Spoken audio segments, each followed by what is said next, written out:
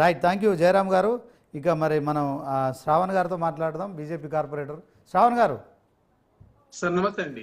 Okay, మొదట మీరు BJP party హైడ్రాకి అయితే మేము హర్షిస్తున్నాము. హైడ్రాతో మరి హైదరాబాదులో అక్రమాలు తొలగించాలని చెప్పారు. ఇప్పుడు మరి కిషన్ రెడ్డి నిన్న ఒక లేఖ రాశారు సీఎం రేవంత్ రెడ్డి గారికి. అలాగే మరి బండి సంజయ్ కూడా పేదల జోలికి వస్తే ఊరుకోమని చెప్పారు. ఈటల రాజేందర్ కూడా ఇప్పుడు నోటీసులు అందుకున్న వాళ్ళు ఎవరైతే ఉన్నారో వాళ్ళందరూ కూడా వాళ్ళ కాలనీలకు వెళ్తున్నారు. సో దీంట్లో ప్రభుత్వంపై మీరు విమర్శలు చేస్తున్నారు. హైడ్రాతో మరి హైదరాబాద్ నగరం పూర్తిగా బాగా అవుతుందని జనాల్లో ఉంది, కానీ మీరు మరొకసారి ఆ జనాల్ని రెచ్చగొడుతున్నారని చెప్పి కూడా మరి ప్రచారం జరుగుతుంది. ఎట్లా చూస్తారండి? సార్ ముందుగా అందరికీ నమస్తే. నేను చెప్పేది కొద్దిగా జాగ్రత్తగా దయచేసి మరొక్కసారి క్లియర్ గా వినాలి సార్, క్లారిటీతో. రేపటి నుంచి కూడా బీజేపీలో ఉన్నటువంటి అందరు నాయకులు ఇదే స్టాండ్ మీద ఉన్నారు. దాన్ని మళ్ళొకసారి నేను రీఇటరేట్ చేస్తున్నా సార్, ఓకేనా? ఇప్పుడు హైడ్రాకి సంబంధించినటువంటి అయితే lake restoration, buffer zones restoration mechanisms ఏదైతే ఉందో వీటికి ఏదైతే మూల సంకల్పం ఏదైతే ఉందో దాన్ని పూర్తిగా స్వాగతిస్తున్నాం. అయితే మేము స్టార్టింగ్ నుంచి కూడా డిమాండ్ చేస్తుంది ఏంటంటే దీనికి ఒక విధి విధానాల రూపకల్పన జరగాలి. పేదలకు అన్యాయం జరగద్దు. పర్మిషన్ ఇచ్చినటువంటి ఇదే ప్రభుత్వ వ్యవస్థలు కానివ్వండి, ఆఫీసర్ల పైన కానివ్వండి, ఎటువంటి చర్యలు తీసుకుంటారు అనేది మనము క్లారిటీగా అడిగినాం. మీరు ఒకసారి నేను గతంలో అనేక డిబేట్లలో కూడా చాలా క్లియర్ గా చెప్పాను సార్. ఏమన్నా అంటే హైడ్రా అనేది ఒక జీవో ద్వారా తీసుకొచ్చారు. జీవో మీరు ఒకసారి జాగ్రత్తగా గమనిస్తే జీవో నెంబర్ 99 లోపల మీకు multiple references of different departments కనబడతాయి. ఈ రోజు మీరు జాగ్రత్త ఒక్కొక్క స్టేట్మెంట్ మీరు గమనించండి. రంగనాథ్ గారిది హైడ్రా నోటీసులు ఇవ్వదు అంటున్నారు, కానీ హైడ్రాకి నోటీసులు ఇచ్చే అధికారం లేదు. అయితే వీళ్ళు ఏం చేస్తున్నారు, ఈ టౌన్ ప్లానింగ్ రిఫరెన్స్ ఉంది, ఇరిగేషన్ రిఫరెన్స్ ఉంది, ఇట్లా జిహెచ్ఎంసీ ని సూపర్సీడ్ చేయకుండా దాని యాక్ట్ ఉంది, కౌన్సిల్ ఫామ్ చేసి వీళ్ళని దాంట్లో మెంబర్ చేశారు.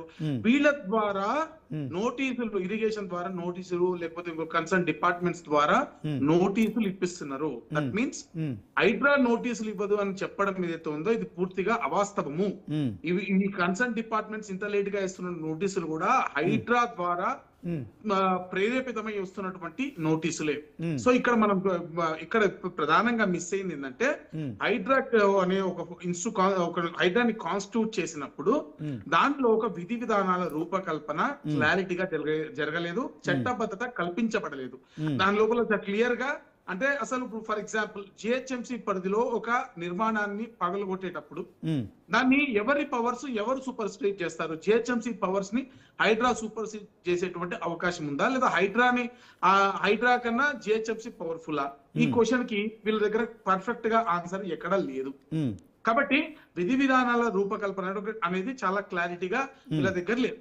ఒకటి. రెండు, మనం ఏమడిగాము అసలు ఫస్ట్ మీరు పర్మిషన్స్ ఇచ్చారు కదా, పర్మిషన్స్ చాలా కొన్ని చెరువుల లోపల ఆల్రెడీ ప్రభుత్వమే పట్టాలు ఇచ్చింది. అనేక చెరువుల లోపల ఇరిగేషన్ డిపార్ట్మెంట్ ఎన్ఓసీలు ఇచ్చింది, జిహెచ్ఎంసీ పర్మిషన్ ఇచ్చింది. దీనిలో అనేక మంది మిడిల్ క్లాస్ పీపుల్ ఉన్నారు. ఎస్, నేను నిజంగా కూడా చేయాల్సి వస్తే హైడ్రా ఏ విధంగా చేయాల్సి వస్తుంది కరెక్ట్ గా? ఫస్ట్ అసలు ఫర్దర్ ఎంక్రోచ్మెంట్స్ ని ఆపుతాము, స్టేట్మెంట్ నెంబర్ 1 రంగనాథ్ గారిది. ఎస్, ఫర్దర్ ఎంక్రోచ్మెంట్స్ ని ఆపాలి అంటే ఏం చేయాలి? ఇమీడియట్ గా స్టెప్ నెంబర్ 1 వాళ్ళు చేయాల్సింది ఏంటంటే కొత్తగా వచ్చేటువంటి ఇరిగేషన్ ఎన్ఓసీలు కానివ్వండి, జిహెచ్ఎంసీ పర్మిషన్స్ కానివ్వండి, అట్ ప్రెసెంట్ ఆక్యుపెన్సీలో అవన్నీ ప్రభుత్వం. శ్రావణ్ గారు, మీరు అడిగిన ప్రశ్నలన్నిటి కూడా సమాధానం చెప్పేందుకు మొన్న కేబినెట్ లో వాళ్ళు చర్చించారు. హైడ్రాకు చట్టబద్ధత కల్పిస్తున్నారు. ఇప్పుడున్న సంస్థలు ఏవైతున్నా మీరన్నా జిహెచ్ఎంసీ కావచ్చు, ఇంకా మున్సిపాలిటీలు కావచ్చు, గ్రామ పంచాయతీలు కావచ్చు, కార్పొరేషన్లు కావచ్చు, వాటన్నిటిని కూడా హైడ్రా సుప్రీంగా ఉంటుంది, అందులో ఎలాంటి డౌట్ లేదు. ఇప్పుడు మనం డిస్కస్ చేస్తున్న టాపిక్ ఏదైతుందో మూసీ నది పరివాహక ప్రాంతంలో ఉన్న ఒక్క నిమిషం నేను ఎందుకు చెప్తున్నా అంటే వినే వాళ్ళకు కూడా చాలా క్లియర్ గా అర్థం కావాలి, అక్కడికి వస్తున్నా, అందుకోసం నేను చెప్పాల్సి వస్తుంది. నేనేమంటున్నాను సార్, ఇక్కడ నేనేమంటున్నా అంటే ఇక్కడ చాలా క్లారిటీగా ఫర్దర్ ఎంక్రోచ్మెంట్స్ ని స్టెప్ నెంబర్ 1 లో ఆపాల్సిన అవసరం ఉంది. స్టెప్ నెంబర్ 2 లో కమర్షియల్ యాక్టివిటీస్ ఉన్న దాన్ని తీస్తున్నారు, అంతవరకు దాన్ని కూడా మనము ఓకే అంటున్నాము. అయితే ఈ స్టార్ట్ చేసే ముందు ప్రభుత్వం ఆల్రెడీ ఎంక్రోచ్ చేసినటువంటి వాటి కానివ్వండి, లేకపోతే కమర్షియల్ ఎస్టాబ్లిష్మెంట్ కానీ తీయండి, కానీ పేద ప్రజలని రిహాబిలిట్, ఇందాక జయరామ్ గారు చాలా అదే పాయింట్ చెప్పారు, చాలా అద్భుతంగా చెప్పారు అన్న. 100% నేను వారికి చెప్పి నేను పూర్తిగా ఓకే, మీ పార్టీ వైఖరి చెప్పండి. Rehabilitate first and remove encroachments next. మీరు రిహాబిలిట్ చేయకుండా వాళ్ళని కంఫర్టబుల్ గా వాళ్ళని శ్రావణ్ గారు మీ పార్టీకి సంబంధించిన కేంద్ర మంత్రులు ఏదైతే హైడ్రా విషయంలో ఒకసారి అనుకూలంగా మాట్లాడుతున్నారు, ఒకసారి వ్యతిరేకంగా మాట్లాడుతున్నారు.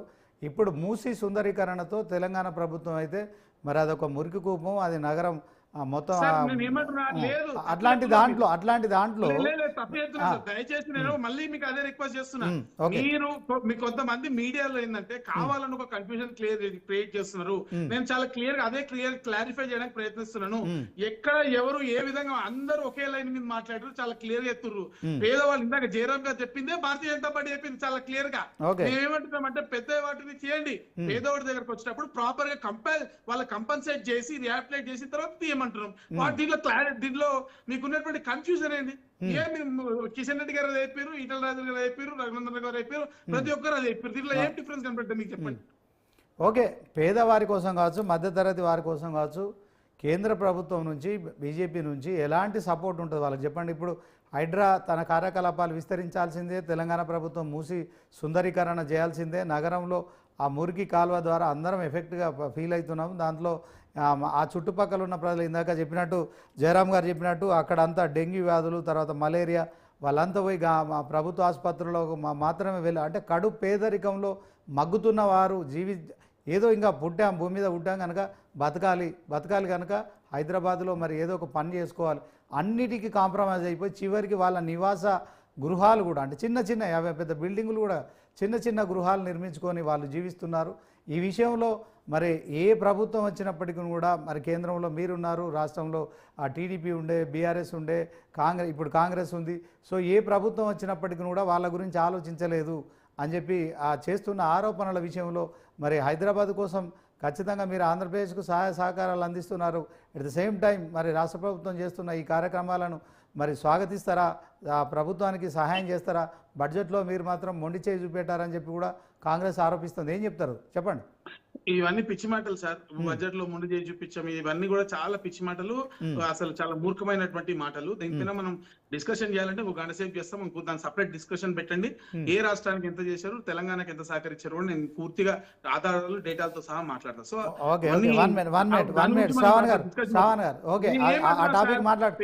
ఆ టాపిక్ మాట్లాడదాం ఇప్పుడు. నేను ఏమంటున్నా సార్, పేదవారు చేసేటప్పుడు రియాప్లై చేయండి. వారు చెప్పినప్పుడు అదే చెప్తున్నారు, జయరామ్ గారు చెప్పిన అదే, నేను కూడా అదే చెప్తున్నా. Okay, one minute. ఓకే, మనం ఒకసారి కాంగ్రెస్ నాయకులు వెంకటస్వామి గారు ఉన్నారు, ఆయనతో మాట్లాడదాం. వెంకటస్వామి